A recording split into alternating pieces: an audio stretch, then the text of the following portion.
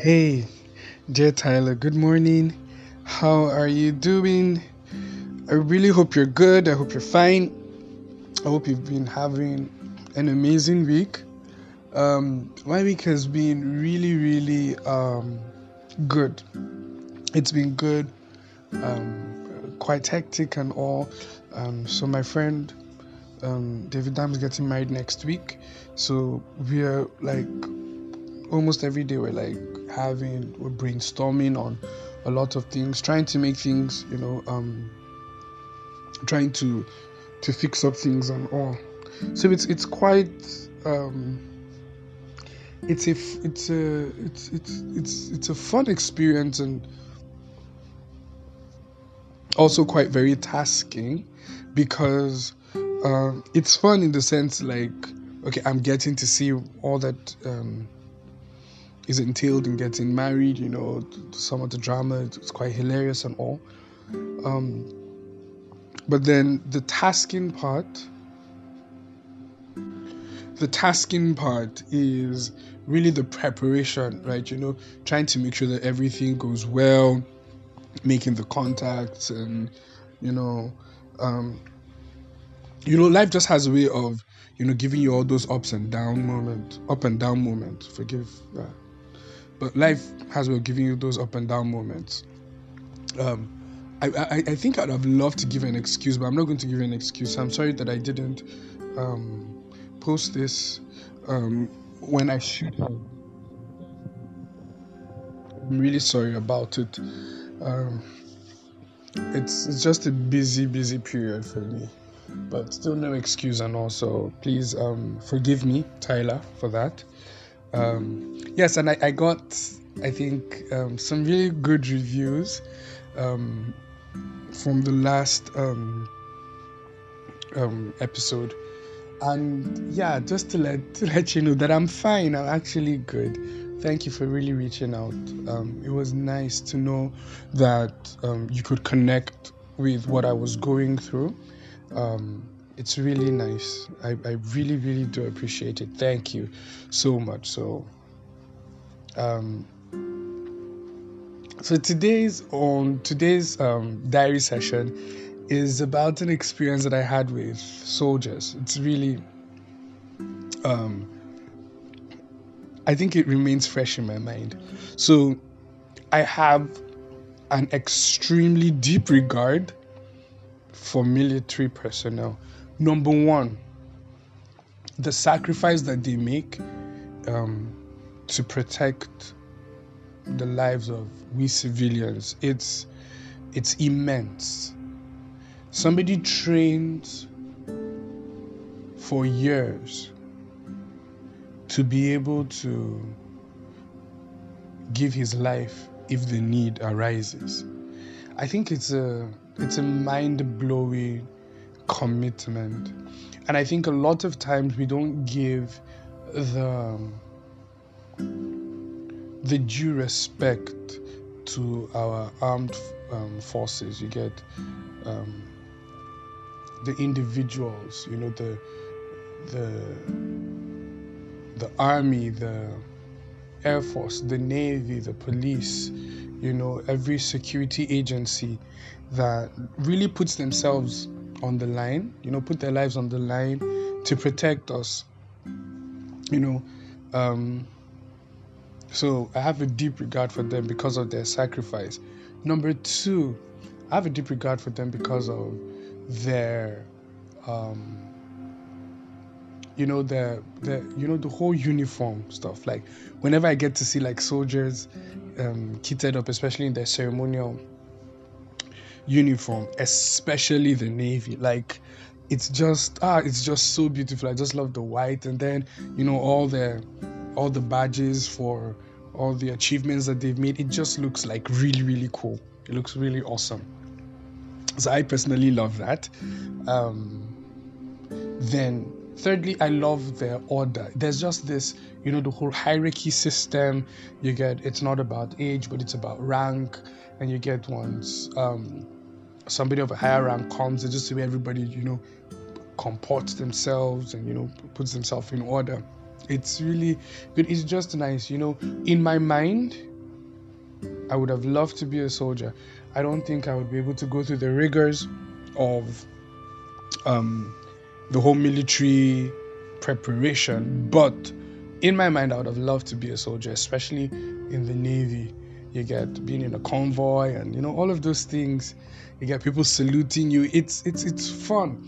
But then when you think about the sacrifice that goes into getting to that point, you can't just want to be a military personnel because you desire respect. No, there must be a deeper goal. You get, and when you serve humanity in that form, that's what really causes your promotion. You get, that's really good. Now, the last reason why I have a very high regard for soldiers is because of an experience I had. That was around, I think, 2005 or so. Yeah, an experience I had 2005. Just, so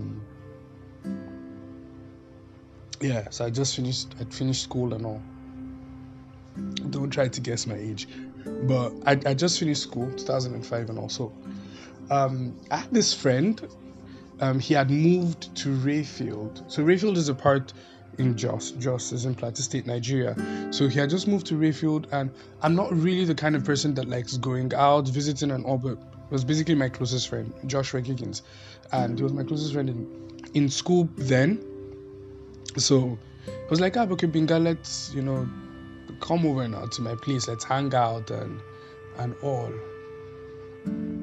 Or was it mainly after school, or I'd already gotten to the university? I can't remember. I think it's university. It can't be deliberate. I mean, directly after school, because he was staying somewhere else.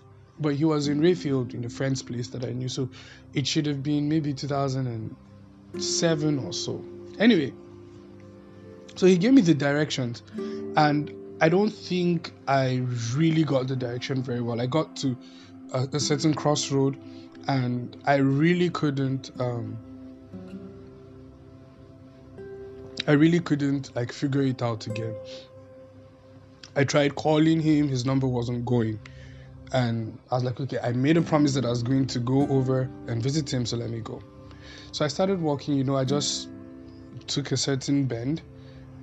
I found out that I was a little bit lost. I turned back and I walked down a little bit, and so I saw these sets of these guys seated and all, and I was like, okay, when you're lost, ask people for direction. Do you understand? At least they live in that area, maybe they know them.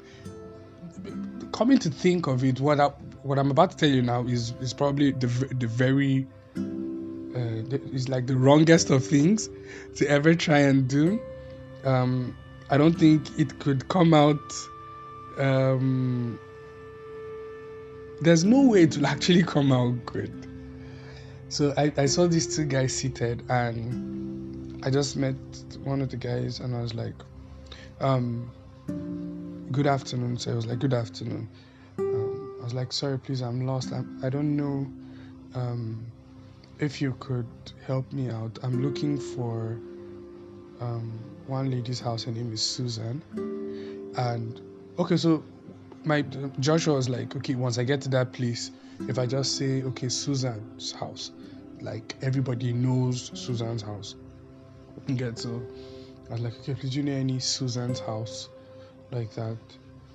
So the man looked at me, he said, I don't know any Susan, but you're very stupid.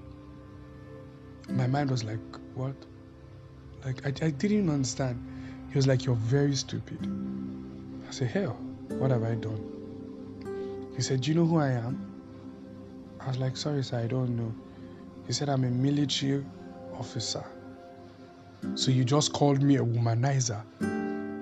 I was like, no, sir, I didn't call you a womanizer. My friend, that's how the whole confusion thing starts. He was like, yes, you called me a womanizer, and I'm going to deal with you. That can't you see my camo, khaki and all? So he was wearing a military cap. You get the camo cap and then the combat trousers. But then the shirt he was wearing was just a regular black shirt. Now back then in Jos, a lot of guys used to wear like combat, with the military camouflage and all. camouflage. So it was really hard to recognize people that were military personnel and people that were just, wearing it for fashion's sake and all. So he looked at me and he said that I'm going to deal with you today. In my mind, I was like, why did I even come out today? What's the point? I would have been at home. Naturally, I like being at home. Let me call Joshua and let him answer me. Joshua's number is not going. I was like, no, sir, it's not like I didn't call you a womanizer. He said, you did, and I'm going to deal with you. And he was like, where do you live? I said, I live in Rayfield here, sir. He said, you're the guy that used to follow one Aisha, Abi, one Aisha like that. I was like, sir, I don't even know any Aisha. Baba was just entering me. My heart was just beating. I was sweating. The guy seated next to him was just laughing. I was like, sir, please, I'm sorry. He said, no, that he's not going to receive any sorry. The next thing, a car passed us, and then they opened the gate for the car. Okay, one soldier came out and was like, he was talking to the other guy, the guy that actually stopped me now, or the soldier I was having the whole discourse with. So I was talking to this other colleague that, you see this guy, you see this boy. The boy has messed up. Oh, this guy called me a womanizer. The guy said, I thought we go kill him now. We go kill him. I said, hey. I was like, on top of seeing a friend, it's going to be, what kind of life is this? I was not telling myself, me last, I don't even like going. I don't even like all these things. Then a car came. Then they opened the gate. My goodness, if you saw the soldiers inside the house. So they were actually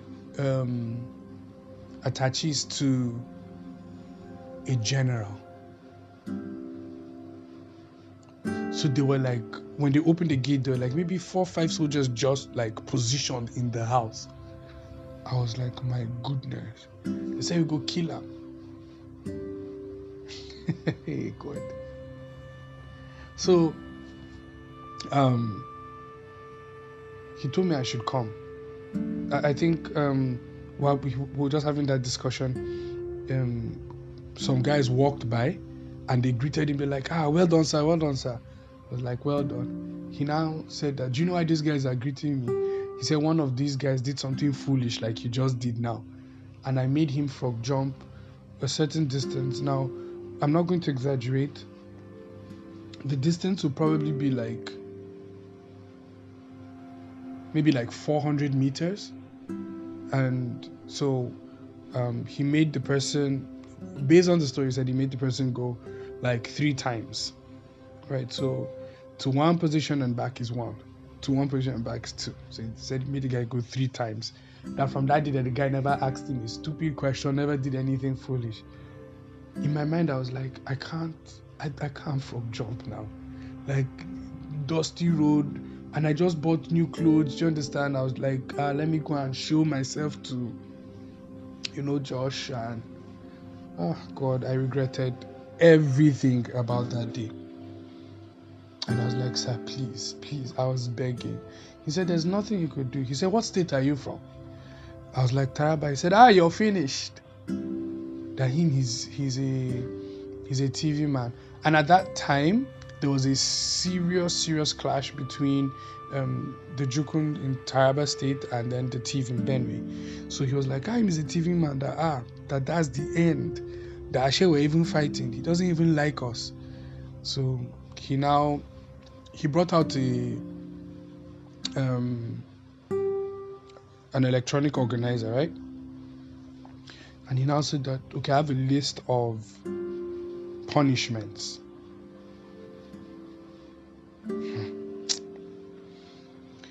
I think he showed me like 14 or 15. He was like, so which one do you want? I was like, sir, I don't want any. He said, which one do you want? That you have to choose. I said, sir, I don't want any, please. Please, I'm sorry. I'm sorry for what I said. He said, no, that I have to choose. That he won't just let me go like that. So he now showed me one. He said his favorite is S and S. Is it SS and S? He now said that, do you know what SS and S is? I said sacred songs and solos. He said, nope, the SS and S is slow slaughter. But I was just wondering what on earth could slow slaughter be that was not as traumatic as that already. And I just looked at him. I was like, please. At that moment, I just wanted to go home. Then these guys that sell sugarcane were passing by. He said, do you like sugarcane? I said, no, I don't like it. And honestly, I don't like sugarcane. He said, no, I don't like it. He said, that's good. So he bought a long, maybe like half of the long stalk of sugarcane. And then he told the guy to cut a small portion. And then he gave me the longer one. And he now said that, okay, this is what is going to happen, the punishment. That I'm going to eat, we're going to take the sugarcane together, but I have to finish mine before he finishes his. I was like, oh my God. He said, yes, that if I can finish my own long portion, he took a very small portion. If I could finish my own before he finishes his, then I'll be free. And then Baba started, taking the sugarcane. I was begging him. He said, better do. This is how beloved Binga was peeling. I'll just tear one long part, suck it, throw this thing, peel. I was just going. The man was just eating his own going. I was like, God, I didn't like it, but I just had to escape. I was, tearing every part of it. The whole juice and everything was all over my face. And then the man now laughed. He now said, walk like this, go this way, go this way, go this way, go this way. You'll see her house there. This ordeal lasted for like 30 minutes. And Baba knew the way to her house. I just looked at him. I carried the sugar cane. He said I could go. I walked towards the direction of the house so that he would see me going there. From there, I just went home. I didn't see Joshua again. I didn't care. I just went home and I went straight to rest. And that's one of the reasons why I respect military men so much, because that experience plays back consistently in my mind. Whenever I see them, it just plays back. So I'm getting to a military checkpoint. I'm very polite. I remove my earpiece. I don't want any issue, any challenge. If they ask me a question, I answer them. Come down from the car. I come down.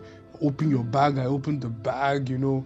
Just whatever they want. They deserve it. Please, I just do it. You get, and that experience left an imprint in me.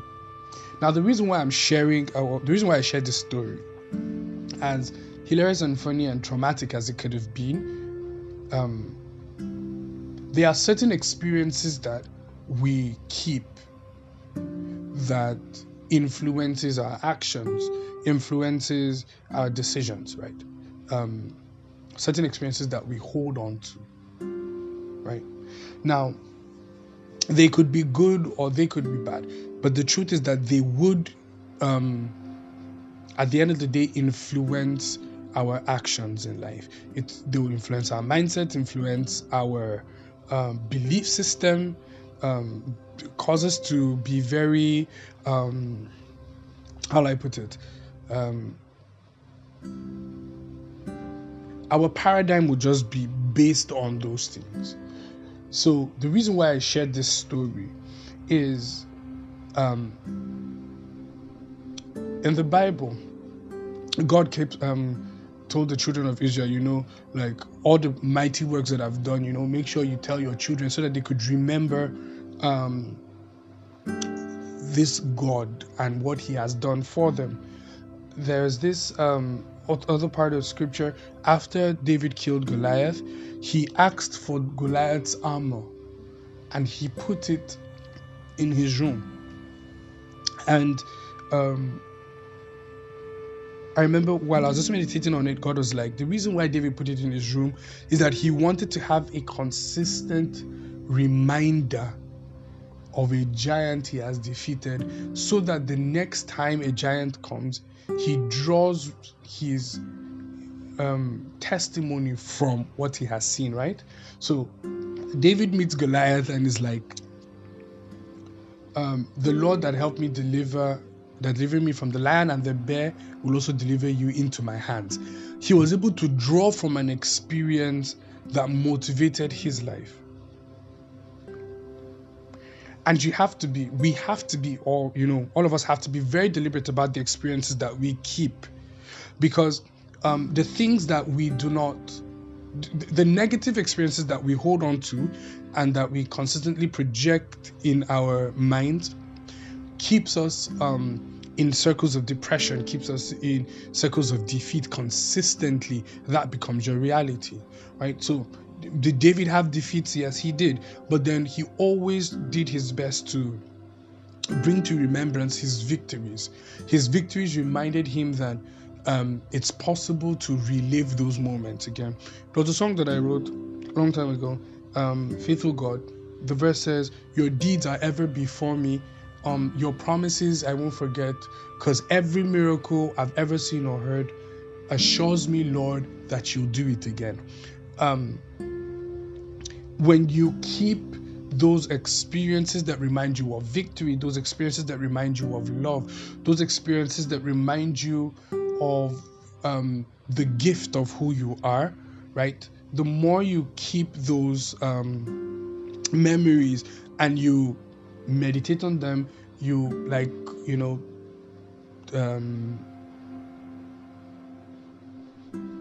what's the name of this animal? Oh God. Like a ruminant, right? You just, you go over things, ruminate on certain things, you pick them up again. They have a way of encouraging you and causing those same things to repeat themselves consistently. Do you understand? Wherever your focus is, right, is where your reality would lie. Wherever your focus is where your reality would lie.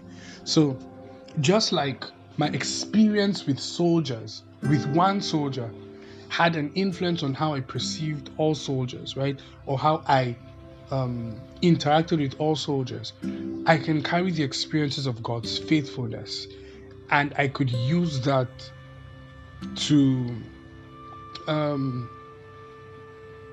address any challenge or situation that will come my way. Was there a time that I was broke? Yes. And did God perform a miracle for me? Oh, yes, he did. God really came through for me that period. Was there a time that I was sick?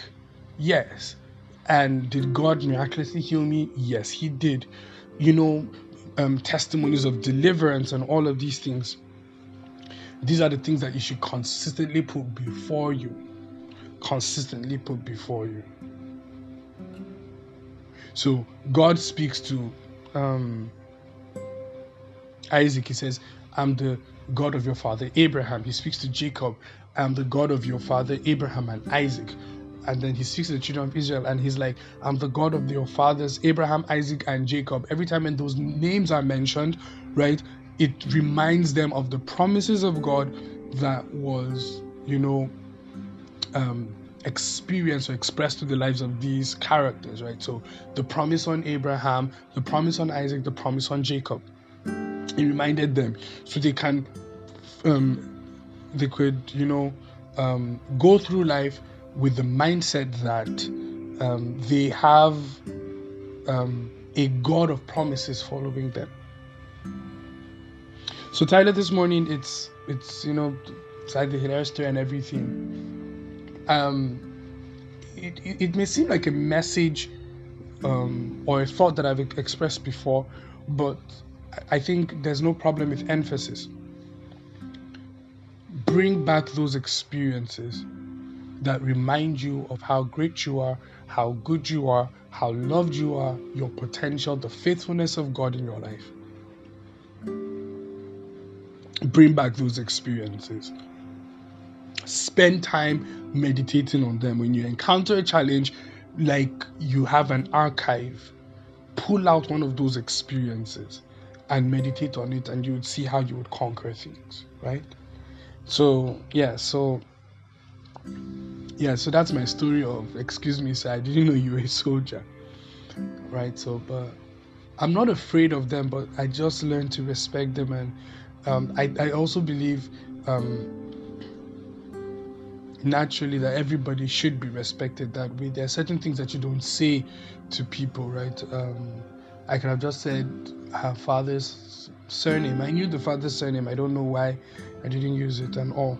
Okay, so so thank you, Tyler, for listening. I really hope you enjoyed it, and I hope you learned something from it, right? Thank you so much. Do have an awesome day, have an awesome weekend. Remember that I love you and I'm rooting for you. Yeah, God bless you. Bye.